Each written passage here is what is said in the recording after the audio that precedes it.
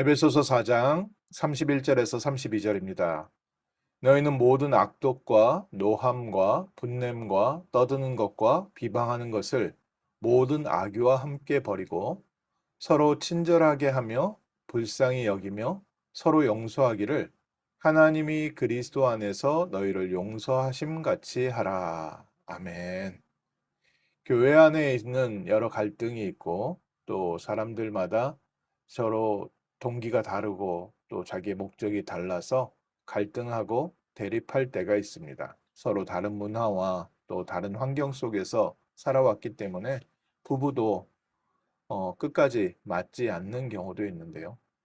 너희는 모든 악독과 노함과 분냄과 떠드는 것과 비방하는 것을 다른 악들, 다른 죄악과 함께 버리고 서로 친절하게 하며 불쌍히 여기며 서로 용서하기를 하나님이 그리스도 안에서 너희를 용서하심과 같이 하라.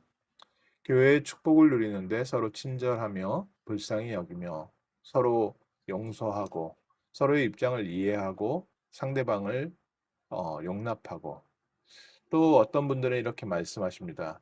나는 그 사람에게 친절하게 대하고 불쌍히 여기기도 하고 이해하는데 저 사람은 끝까지 나를 용납하지 않습니다. 그러면 우리 어떻게 해야 되겠습니까? 그렇다고 해서 다시 악독과 노함과 분냄과 떠드는 것과 비방으로 돌아갈 수도 없고, 그러면 무시하고 살면 되겠습니까? 교회 안에 파고 들어와 있는 사단은 어떻게든지 성도들이 하나님의 언약을 놓치고 자존심 싸움에 빠지게 하고 또 육신적인 싸움에 빠지게 해서 하나님이 교회를 통해서 이루시려는 중요한 계획을 놓치게 만들고 있습니다. 사도행전 6장에 보면 초대교회 최초의 교회인 예루살렘 교회에도 헬라파 유대인들과 히브리파 유대인들 사이에 갈등이 있었습니다. 이때 어떤 중요한 시간표가 되었습니까? 이 갈등과 문제가 있다 보니까 무엇이 필요한지 기도하게 되었고 또 어떻게 우리가 이 문제 속에서 인도받아야 되는지 기도하다 보니까 일곱 집사를 세우게 되고 일곱 집사가 세워진 이후에 사도들이 우리는 말씀 전하는 것과 기도하는 것에 전무하리라. 때로는 우리 가운데 하나님께서 허락하신 갈등이 하나님의 중요한 계획을 발견하게 하고 또 우리를 갱신하게 하는 축복의 계기가 됩니다. 그래서 사람과의 싸움, 또 사람과의 분쟁이 아니고 또 사람과의 자존심 싸움에서 내가 이기는 게 중요한 것이 아니라 나의 결백을 증명하는 것이 중요한 것이 아니라 하나님의 숨은 계획을 발견하는 게 더 중요하고요. 하나님께서 우리를 어떻게 세워가시는지 하나님의 놀라운 계획도 하나님이 이 사건을 통해서 이루시려는 그 다음 시간표를 볼 수 있는 중요한 눈이 필요합니다. 단순히 도덕적으로 또 아름다운 사회와 아름다운 교회와 아름다운 교제하는 분위기를 만들기 위하여 서로 친절하고 불쌍히 여기고 서로 용서하는 정도라면 저희가 그냥 친한 사람들하고 살면 되겠고 또 갈등하지 않을 사람들과 교제하면 되겠지만 하나님께서는 교회를 통해서 우리에게 은혜를 주시고 계시고 교회를 통해서 하나님 우리를 영적으로 성장시키시고 또 교회를 통해서 하나님께서는 하나님의 뜻을 이루어 가시며 교회에 하나님의 축복을 담으셔서 우리에게 하나님의 놀라운 세계복음화의 언약 붙잡게 하시고 함께 그리스도의 몸을 세워가게 하고 계십니다. 그래서 하나님이 그리스도 안에서 너희를 용서함신 같이 모든 사람을 용납하라. 하나님이 그리스도 안에서 우리를 용서하신 것은 아무 조건 없이 그리스도 예수를 보내셨습니다. 우리가 아직 죄인 되었을 때 그리스도께서 십자가에 죽으심으로 하나님이 우리에게 대한 자기의 사랑을 확증하셨느니라. 우리가 사랑하는 사람을 위해서는 그 어떤 희생도 다 합니다.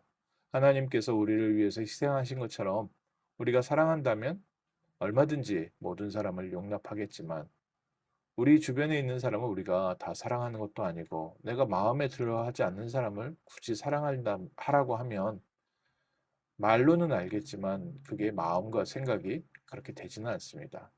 근데 더 중요한 것은 하나님께서는 교회 안에서 하나님의 나라를 이루어가고 계시고 우리를 축복하시고 또 하나님이 우리를 통해서 이루어가시는 세계복음화의 언약을 성취해가는 여정 속에 있다는 것입니다. 그래서 초대교회의 갈등 가운데 있을 때 일곱 집사가 세워지는 중요한 축복이 있었고 또 사도들이 말씀 전하는 것과 기도하는 것에 전무하는 응답이 있어서 그 다음부터 말씀이 흥왕하고 힘을 얻고 능력으로 역사해서 수많은 사람들이 그리스도 앞으로 돌아올 정도가 아니라 제사장의 무리들까지도 그리스도 앞으로 돌아오기 시작했다.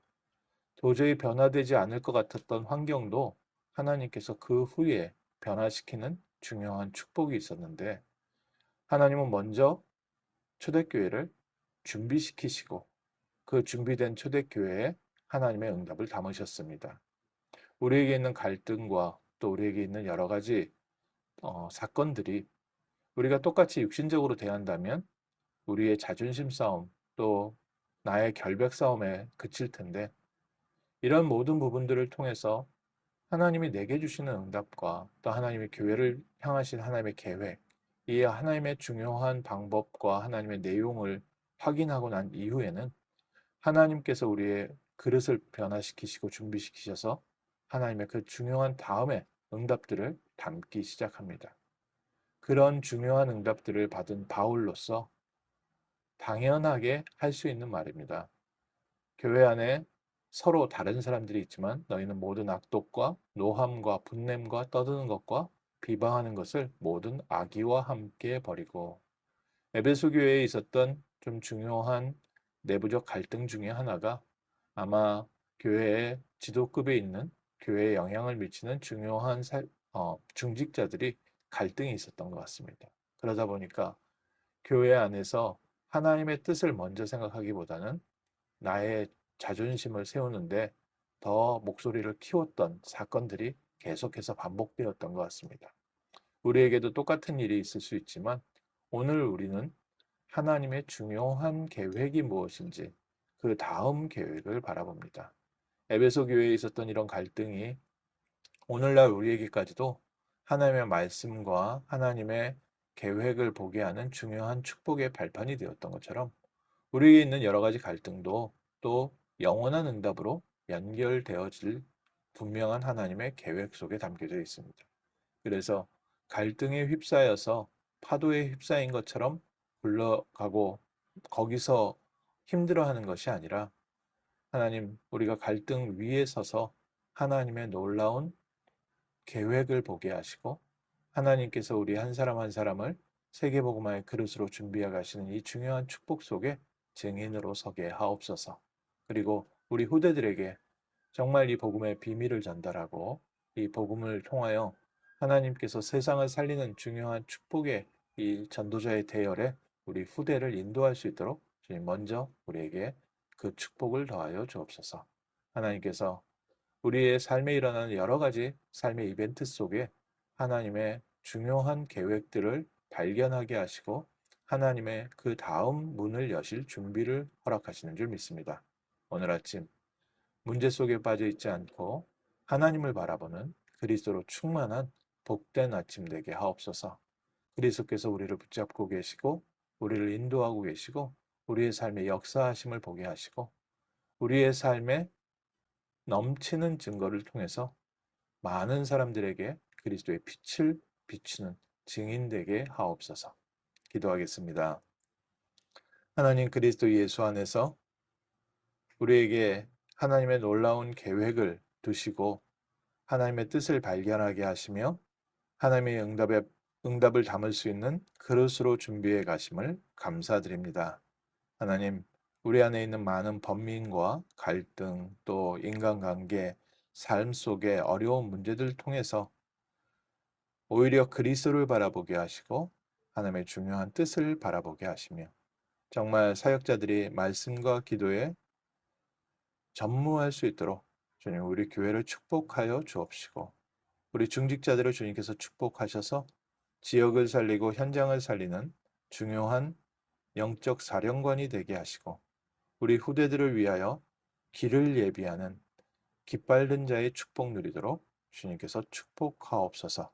오늘 아침 하나님께서 우리에게 주시는 성령의 충만함을 누리는 귀한 아침 되게 하시고 그리스도께서 우리의 마음과 생각을 다스려서 하나님의 중요한 뜻을 발견하는 아침, 또 하나님께서 우리를 붙잡고 인도하시는 이 중요한 성령 인도의 축복을 누리는 복된 아침 되게 하옵소서.